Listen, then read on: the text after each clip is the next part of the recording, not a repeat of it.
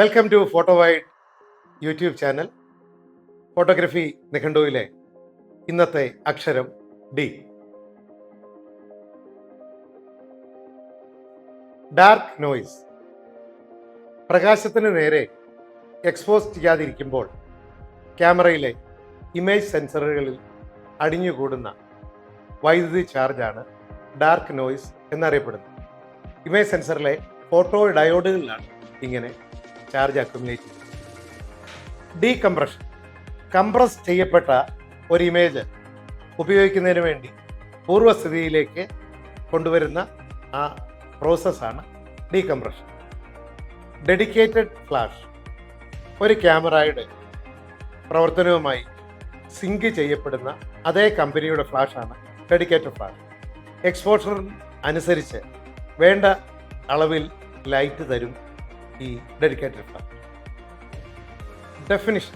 ഒരു ചിത്രത്തിൻ്റെ ഡെഫിനിഷൻ എന്ന് പറഞ്ഞാൽ അതിൻ്റെ കൃത്യത അല്ലെങ്കിൽ വ്യക്തത.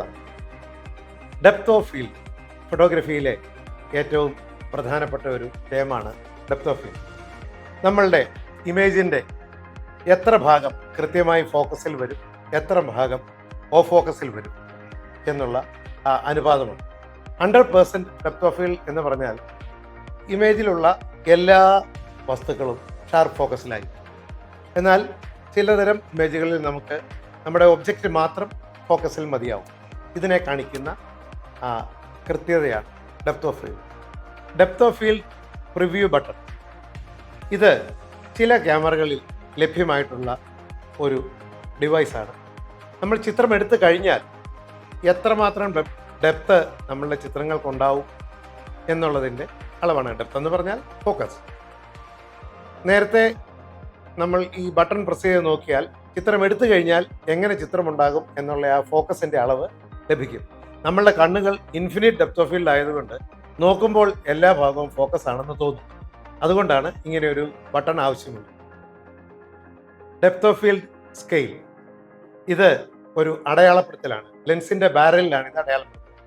ഒരു നിർദ്ദിഷ്ട അപ്പർച്ചറിൽ ഒബ്ജക്റ്റിൻ്റെ മുൻഭാഗം മുതൽ പിൻഭാഗം വരെ ലഭിക്കുന്ന ഫോക്കസിൻ്റെ ഡെപ്ത് അറിയാനായിട്ടാണ് ഇത് ഉപയോഗിക്കുന്നത്. ഡയഫ്രം. ഇത് യഥാർത്ഥത്തിൽ അപ്പർച്ചർ തന്നെയാണ്. ഒരു പ്രത്യേക തരം ഡയഫ്രം വലുതാകുകയും ചെറുതാകുകയും ചെയ്യും. മിക്കവാറും ലോഹം കൊണ്ട് നിർമ്മിച്ചതായിരിക്കും ഈ ഡയഫ്രത്തിൻ്റെ ഓരോ പാളിയും. പ്രകാശം കുറവുള്ളപ്പോൾ ഡയഫ്രം മുഴുവൻ തുറന്ന് ആവശ്യത്തിനുള്ള വെളിച്ചം നമ്മളുടെ ഇമേജ് സെൻസറിലെത്തും. പ്രകാശം കുറയുമ്പോൾ ഇത് വലുതാകും, പ്രകാശം കൂടുമ്പോൾ ചെറുതാകും. Diffraction limit. ഒരു പ്രത്യേക വലിപ്പത്തിൽ അപ്പർച്ചർ അല്ലെങ്കിൽ ഡയഫ്രം സെറ്റ് ചെയ്ത് കഴിഞ്ഞാൽ അതിൽ നിന്നും പ്രകാശം എത്ര തട്ടിത്തെറിച്ചു പോകുന്നു എന്നതിൻ്റെ പരമാവധിയാണ് ഡിഫ്രാക്ഷൻ ലിമിറ്റ്. Diffraction DIFFRACTION. ഇത് പ്രകാശത്തിൻ്റെ ഒരു പ്രോപ്പർട്ടിയാണ്.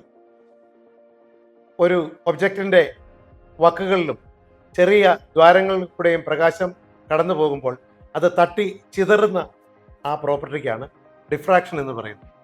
ഡിഫ്യൂസർ.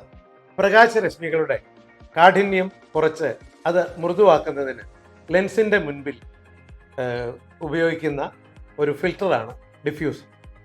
Dioptre correction. ഇത് ക്യാമറയുടെ വ്യൂ ഫൈൻഡറിൽ ക്രമീകരിക്കാവുന്ന ഒരു സംവിധാനമാണ്.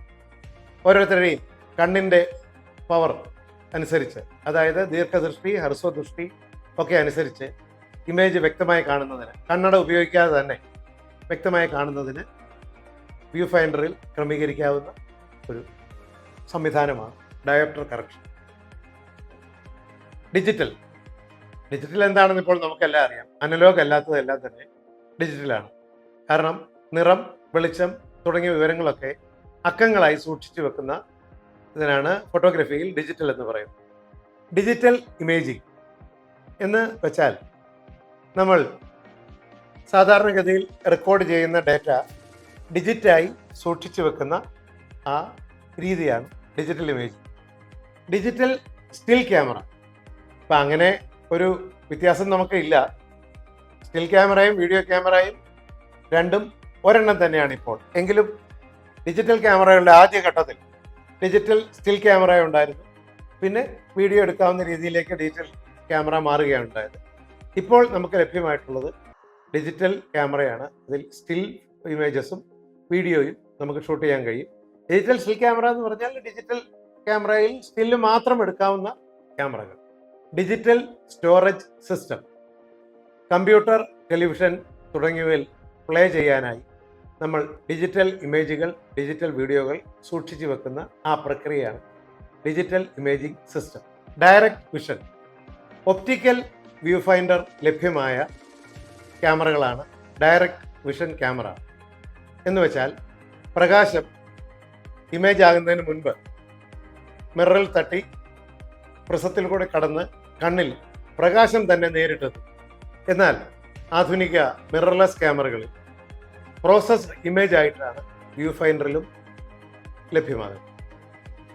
ഡിസ്റ്റോർഷൻ, ഇത് ലെൻസുകളുടെ ഒരു വൈകല്യമാണ്. ലെൻസിൻ്റെ നിലവാരം അനുസരിച്ച് 2 or 3 തരത്തിലുള്ള വൈകല്യങ്ങൾ ഒരു ഇമേജിന് സംഭവിക്കാം. ഉദാഹരണം, പിൻകുഷൻ ഡിസ്റ്റോർഷൻ, ബാരൽ ഡിസ്റ്റോർഷൻ തുടങ്ങിയവ.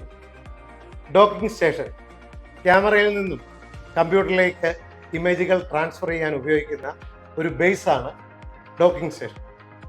ഡിജിറ്റൽ സൂം, ഒരു ഇമേജ് ലെൻസ് അനുവദിക്കുന്നതിലും കൂടുതൽ പരിധിയിൽ വലുതാക്കുന്നതിനായി സെൻസറിൽ ലഭ്യമായ ഒരു സംവിധാനമാണ്. ഇമേജ് യഥാർത്ഥത്തിൽ വലുതാകുന്നില്ല, പക്ഷേ കാഴ്ചയിൽ ഇമേജിനെ വലുതാക്കി തരും. ഡൈ സബ്ലിമേഷൻ, ഫോട്ടോഗ്രാഫിയിൽ വർണ്ണങ്ങൾ സൃഷ്ടിക്കുന്നതിനുള്ള ഡൈ അല്ലെങ്കിൽ ചായം ചൂടാക്കി പ്രിന്റിംഗ് മാധ്യമത്തിലേക്ക് ട്രാൻസ്ഫർ ചെയ്യുന്ന പ്രോസസ്സാണ് ഡൈ സബ്ലിമേഷൻ. ഡൈനമിക് റേഞ്ച്, കളറിലോ ഗ്രേ സ്കെയിലിലോ ഒരു ഇമേജിൻ്റെ കൃത്യതയുടെ അളവാണ് ഡൈനമിക് റേഞ്ച്. നല്ല ഡൈനമിക് റേഞ്ചുള്ള ഒരു ഇമേജിൽ കൂട്ടുകയോ കുറയ്ക്കുകയോ ചെയ്യുന്ന രീതിയിൽ വർണ്ണങ്ങൾ ആലേഖനം ചെയ്യാൻ കഴിയും. ഡൈനമിക് റേഞ്ചോടുകൂടി ഡി എന്ന ആൽഫബറ്റിൽ തുടങ്ങുന്ന സാങ്കേതിക പദങ്ങൾ അവസാനിക്കുന്നു.